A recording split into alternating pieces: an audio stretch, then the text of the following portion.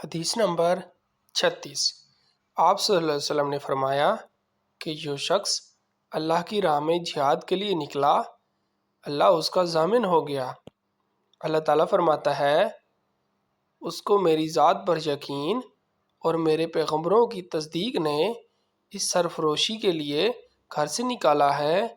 میں اس بات کا ضامن ہوں کہ یا تو اس کو واپس کر دوں ثواب اور مال غنیمت کے ساتھ، یا شہید ہونے کے بعد جنت میں داخل کر دوں۔